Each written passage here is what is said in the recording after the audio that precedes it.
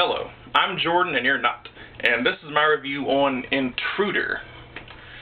Now, I've been buying up horror movies left and right. I've literally bought like 20 since my birthday, January 4th. I'm 19. So, I actually thought this was an above average little slasher flick from the 80s. It was a lot better than I was expecting. And it has, look at that, Bruce Campbell. Because Bruce Campbell was popular in the 80s. So he's the main star of this movie, and he has literally 1 minute of screen time thereabouts. Don't you hate it when movies do that, when they're like some really famous star that gets, famous further down the road, and they go back and make it like, ooh, they're the big star in this, and they're only like in it for just like a smidge. Really misleading. Okay, so the first 30 minutes of this movie is actually kind of funny. And I mean, like, in a so bad it's good, kind of hilarious way. Like, so there's this woman named Jennifer. She's a checkout girl. They're at a supermarket. This whole movie takes place at a supermarket one night. Which, I love horror movies that take place all like in one night in one place. Like, Halloween 2 and, well, the original Halloween doesn't take place in one night. It takes place like within 15-year time. Anyway. And her psycho ex-boyfriend is coming around. I think his name was Craig, and he wants to get back to her because he misses her and he loves her. He wants to be with her, and he's like all abusive and wants to slap at her. And they all try to kick him out, and then there's like a major big fight throwing down. It's like, oh, son. Yeah. Okay, so and then the manager and all the other employees help get him out. So then they lock the door up, and then there's these weird, freaky things start happening. And then there's this one line I thought that was hilarious that he said, "Well, if you see him, keep your eyes peeled." So, like, if you see him, don't call the police or don't try to defend yourself. No. Just, if you see him, keep your eyes peeled. Alright, so it's soon revealed that this supermarket store, this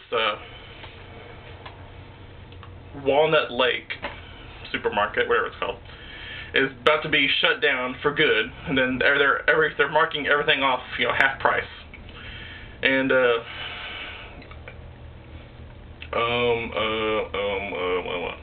alright, so yeah, then all of a sudden these murders start happening. We don't know if it's the crazy boyfriend or if it's some other weird psycho that just happens to be there at the same time that her boyfriend just happened to be being crazy that night.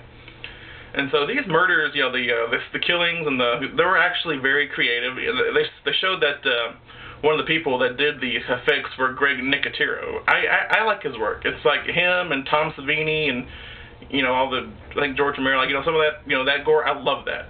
I love that shit. So yeah, Greg Nicotero is working on The Walking Dead now. So I think he's on there. Don't see his name. Yeah, special makeup effects by Greg Nicotero. Greg Nicotero, I love your work, man.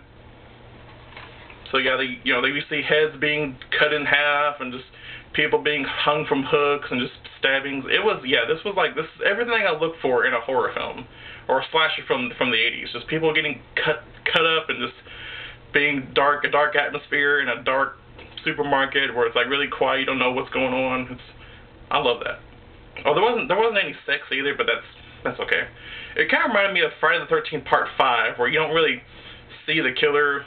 But, I mean, well, I don't want to spoil it for you just in case you haven't seen it, but like you don't know if it's Jason or not. So you just see like the killer's hands. Just see him with the cleaver, the meat cleaver, whatever he's gonna do. You don't really see him until like the last 10 minutes of the movie. And that's another thing. I didn't really particularly care for the ending too. It had one of those spoilers.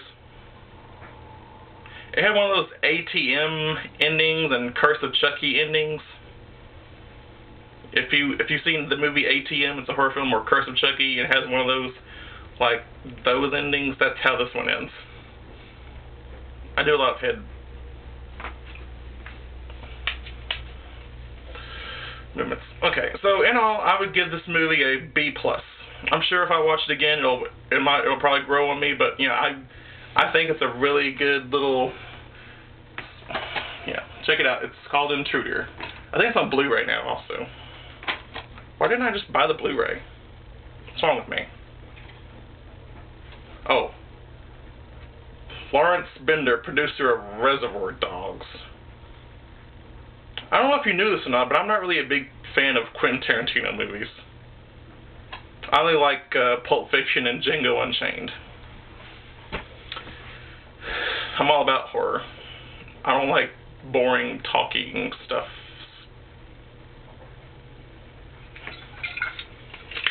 May as well just go on now because I'm done with my review.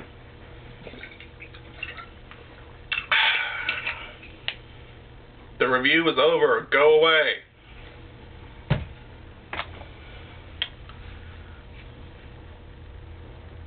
Why are you still sitting there? Go. The review is over. I'm done.